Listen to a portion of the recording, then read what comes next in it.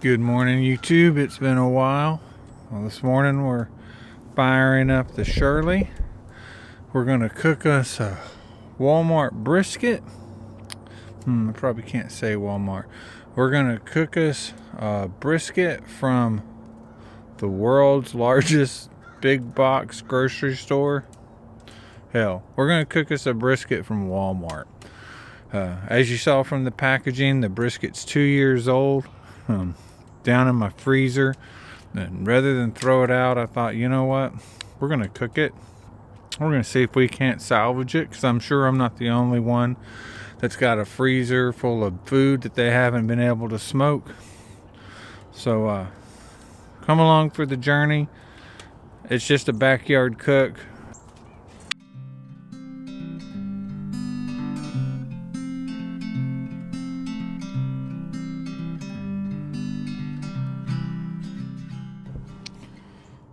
All right, let's talk about wood, because I know a lot of people stress about wood. Well, I've got what I call the backyard blend, which is I've got maple that somebody gave me, then I've got red maple that somebody gave me, got some hickory that somebody gave me, and I wish I could tell you that I kept it all separated, but I don't. And I've never noticed a difference in my barbecue. Maple has a very mild smoke profile, so everything seems to be working okay. Now I just put a couple splits on, try and build up the coal bed. Luckily with it being reverse flow, it's a little more forgiving, because I got that plate to kind of distribute the heat. Around 250, right around 237 on the digital gauge, not too bad. Cooking on a Shirley. All right, it's been about 2 hours. We've been managing the fire off and on, continuing to work down the backyard blend. Here's what we got. Now you'll notice these two are cooking pretty good. It's smoldering, and you can see all that smoke coming up, and I'm perfectly content with that because the Shirley burns really clean. And I got the damper about 1/4 of a way, and that little extra smoke that I see down there, by the time it works its way up, down, around the baffle, up and out, burning that clean, it's just fine. No concerns whatsoever on my end. Take a look at our temps. Brisket's up to 140. The smoker's at 164. Pleased with the cooking on the bottom. The temperature's actually been lower than it typically is, because I typically cook on the middle. But yeah, I like this cooking on the bottom. This is about 3 hours in at this point. Let's close it up. Well, it's probably time to spritz the brisket.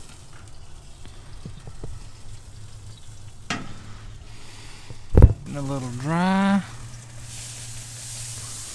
I spritz with apple juice. I know some people don't like apple juice on beef, but I think that the sugars caramelize and give it some nice color. Tallow's coming along nicely. All right, let's take a look at the brisket. We're right around 156. I'm about ready to wrap. I got other things to do today.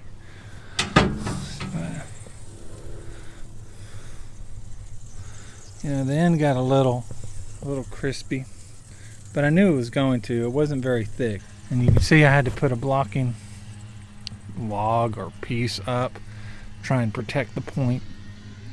But overall, it's looking pretty good. We got some tallow we want to use, but we need to filter it. So we've got this cup, and with a paper towel and a rubber band. So we're just going to slowly pour this through.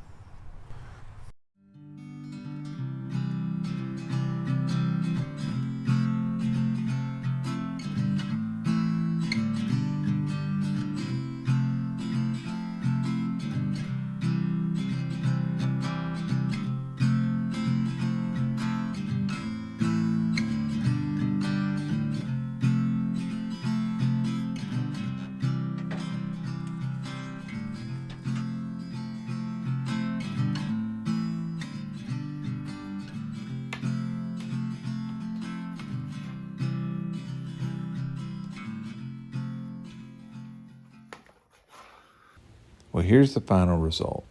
We ended up making brisket sandwiches out of the point. We like a sandwich on an onion roll with some sauteed onions and Blue's hog sauce. Had a cool slaw and some potato salad. So it still ended up making a fantastic dinner. But there was definitely some things that I could have done different, and we'll talk about that in the debrief. The debrief. The first thing is I did not inject the brisket. Normally, I would have injected it with like a beef broth or beef consomme just to add some additional moisture to the meat, especially since this wasn't a choice or a prime. But I simply forgot to do that. The next thing is I waited too long to wrap the brisket. I wanted to get it close to about 160, 165. But I should have wrapped it right around the 150 mark just to try and retain again some of the moisture in the brisket. Now I'm sure all of you noticed that I forgot to add liquid to the wrap. I don't know why I forgot that as well. I think I was so busy focusing on the tallow and making sure the tallow was in the wrap that I forgot to add anything else. The last thing was I did not let it rest long enough. It turned out to be a really long day. And by the time we got done, this brisket only had about an hour to rest. So it should have gone into a cooler with towels and rested for at least 3 to 4 hours. So at the end of the day, can you take a 2-year-old brisket and cook it and still have it be worth something? I would say absolutely yes, especially if you don't make the mistakes that I did. The point of the brisket turned out to be excellent. As you would suspect, the flat tended to be a little drier. So my conclusion at the end of all this is, yes, I absolutely think you can cook a 2-year-old brisket, still have it turn out to be something, especially if you don't make the mistakes that I made. Appreciate you watching. Don't forget to give the video a thumbs up, and if you like the content, go ahead and subscribe. That way I know to make some more.